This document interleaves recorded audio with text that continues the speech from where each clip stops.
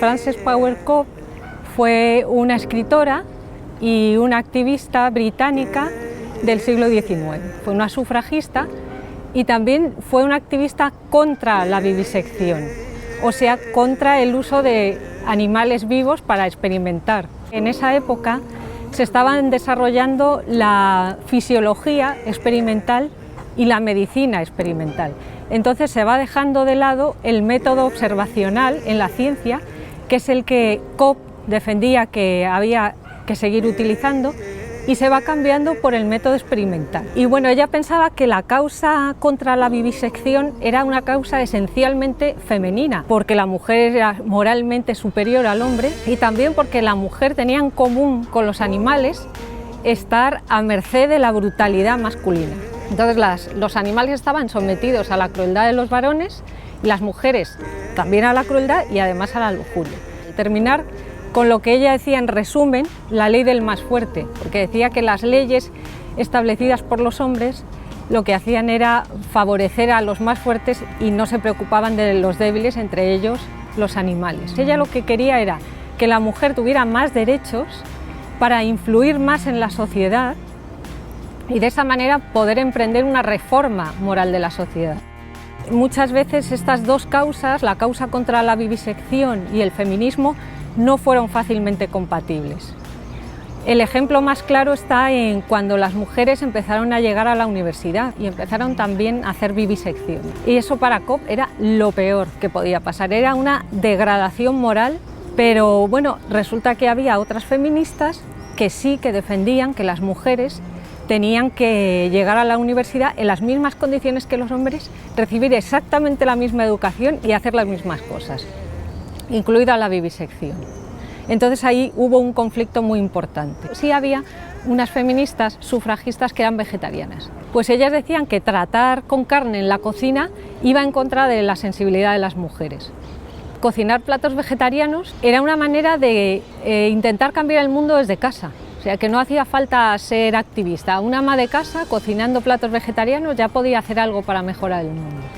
El movimiento desapareció a principios del siglo XX, primero porque no pudo contra un feminismo más igualitario y no pudo tampoco contra el gran éxito que empezó a tener la ciencia, la medicina experimental. Reapareció en los años 90 del siglo XX con lo que podemos llamar las ecofeministas animalistas o también llamadas ecofeministas vegetarianas. Por ejemplo, Carol Adams, Josephine Donovan, Deborah Slicer, Marty Kiel, Linda Birke y en España tenemos Alicia Puleo. Lo que plantean es que no se puede luchar como feministas para terminar con el sexismo si no luchamos para terminar con todo tipo de discriminación, con el racismo, con el especismo. Debajo de todas estas discriminaciones lo que subyace es lo que Carol Adams llama la lógica de la dominación. Defienden una ética en defensa de los animales en la que tiene que tener cabida la emoción. Esto es porque los teóricos hombres más destacados del siglo XX, animalistas, ellos siguen una ética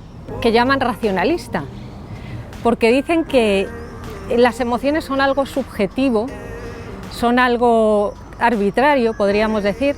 No se puede obligar a una persona a que sienta compasión por un animal o por otra persona, pero sí se puede pedir a alguien que se haga cargo, que reconozca que un argumento racional está bien fundamentado y que es sólido. Esto es algo que critican mucho las ecofeministas animalistas, porque dicen que al decir eso lo que están haciendo es reavivando la dicotomía entre razón y emoción, como si la razón fuera lo bueno, la emoción lo malo. Y resulta que esta dicotomía ha estado históricamente en la base del desprecio a los animales, pero también de la discriminación a las mujeres. Históricamente se ha asociado a las mujeres con la naturaleza y con la sensibilidad.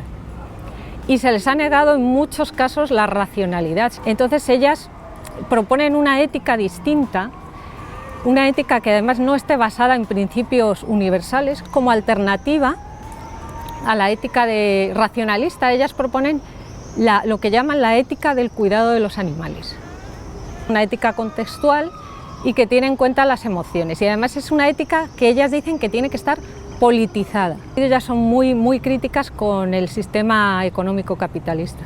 La base para luchar por los derechos de los animales sigue siendo la misma, la moral, que en Europa se ha avanzado muchísimo. Por ejemplo, ya no se puede experimentar con animales para cosmética, pero se siguen considerando los animales irreemplazables en muchos casos, que antes había unos pocos laboratorios y ahora hay muchos más laboratorios.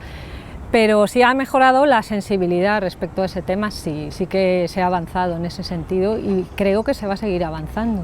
Cada vez es más gente la que está en contra de eso y que pide cambios.